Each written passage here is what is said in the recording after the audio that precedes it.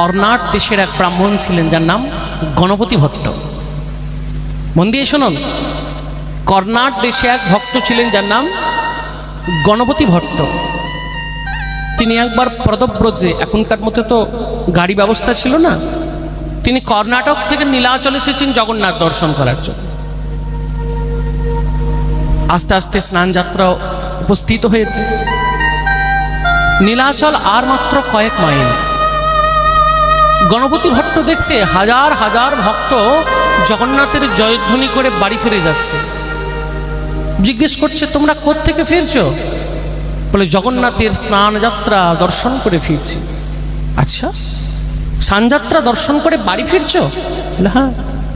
গণপতি ভট্টের মনে প্রশ্ন হয়ে গেল, জগন্নাথ যদি সাক্ষাৎ ভগবান হবে, তাহলে এই জগন্নাথের স্নানযাত্রা দেখে যে ভক্তরা ঊর্ধ্বগতি প্রাপ্তি হয়ে যাওয়ার কথা, তারা বাড়ি ফিরছে কি করে?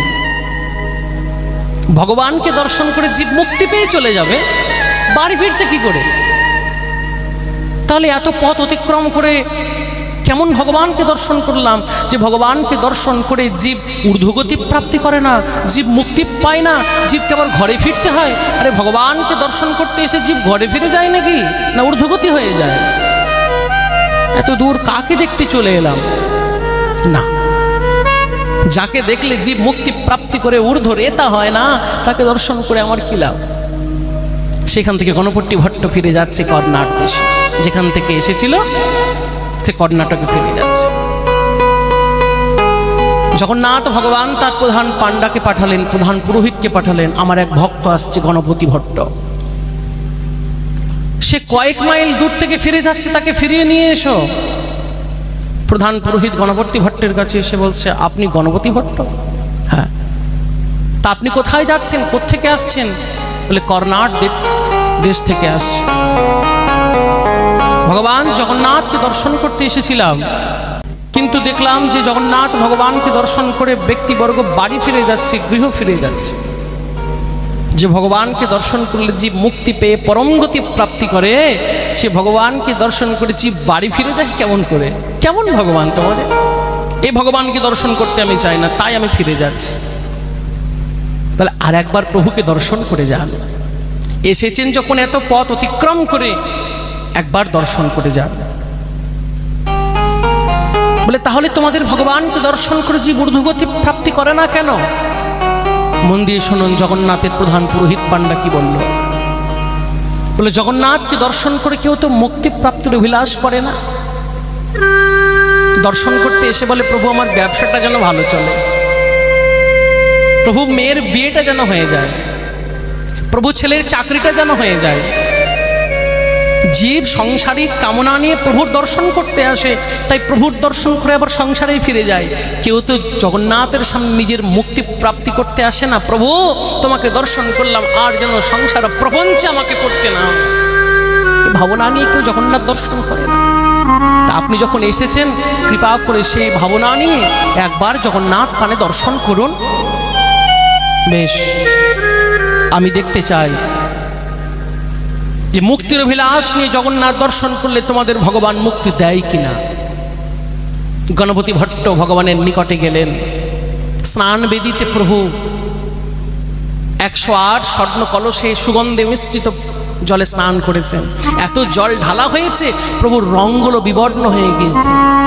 হয়ে যায় তো, রঙগুলো বিবর্ণ হয়ে গিয়েছে। একে তো প্রভুর জগন্নাথ অসম্পূর্ণ রূপ, তার উপর এত কলস কলস জল পড়েছে, এত সুগন্ধি পড়েছে, এত ফুল পড়েছে, প্রভুর রঙগুলো বিবর্ণ হয়ে গিয়েছে। গণপতি ভট্ট বলছে, এই ভগবান তোমাদের? বিবর্ণ রূপ, অসম্পূর্ণ রূপ, এই তোমাদের ভগবান? মাথা নত করে ফিরে চলে যাচ্ছেন। আমি তো গণপতির উপাসক, আমি তো গণেশের উপাসক, আমি তো দর্শন করতে আসতে চাইছিলাম না, তবুও মনে হলো যা একবার দর্শন করে আসি। কি দর্শন করতে এলাম এত পথ অতিক্রম করে? যে প্রভুকে দর্শন করে, যে ভগবানকে দর্শন করে, ঠাকুরকে দর্শন করলে জীব মুক্তিও পায় না, আর ভগবানের নিজের রূপ বিবর্ণ রূপ, কি হবে একে দর্শন করে? মাথা নত করে ফিরে চলে যাচ্ছেন। এমন সময় জগন্নাথ কৃপালু ভগবান আবার পাণ্ডাকে পাঠালেন, যাও আমার ভক্তকে বলো আরেকবার আমার পানে তাকাতে, আরেকবার আমার পানে তাকাতে বলো, দেখি সে তো গণেশের উপাসক, সে আমার মধ্যে নিজের ইষ্ট ভগবানকে দর্শন করতে পারে কিনা। গণপতি ভট্টের কাছে গিয়ে বলছে, আপনি আর একবার জগন্নাথ পানে তাকান। না না না, আর আমি তাকাতে পারবো না, একবার তাকিয়ে যে রূপ দেখেছি বিবর্ণ রূপ, আর আমি তোমাদের ভগবান পানে তাকাতে পারবো না। বলে আর একটিবার তাকান, মনে না চাইলে এখান থেকে ফিরে চলে যাবেন। বেশ, আমি আর একটিবার তাকাবো, দেখতে চাই আমি আমার ইষ্ট গণপতিকে দর্শন করতে পারি কিনা। যেই জগন্নাথ প্রভুর দিকে আরেকবার দর্শন করেছে গণপতি ভট্ট, দেখলেন স্নান বিধির উপরে ভগবান জগন্নাথ গণপতি রূপে দর্শন দিয়েছে গণপতি ভট্ট।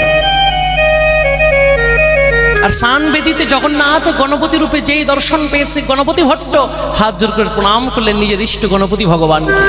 বক্রতুণ্ড মহাকায় কোটি সূর্য সমপ্রভ নির্বিঘ্নম কুরু মে দেব সর্বকার্যেষু সর্বদা। আজও গণপতি ভট্টকে দর্শন করিয়েছেন, আর বললে, বলো গণপতি আমার মধ্যে কি দেখছো তুমি? বলে আমার ইষ্ট গণেশকে দেখতে পাচ্ছি, বর চাও।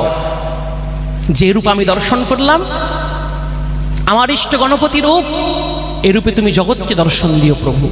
আজও জগন্নাথ ভগবানের গজবেশ হয়, হয়তো গণপতি ভগবানের মতো তার গজবেশ হয়। যে রূপ তিনি গণপতি ভট্টকে দর্শন করিয়েছেন, কর্ণাট দেশীয় ব্রাহ্মণ, সে রূপ তিনি জগবাসীকে দর্শন করিয়েছেন। বলি গজবেশধারী জগন্নাথ ভগবান কি।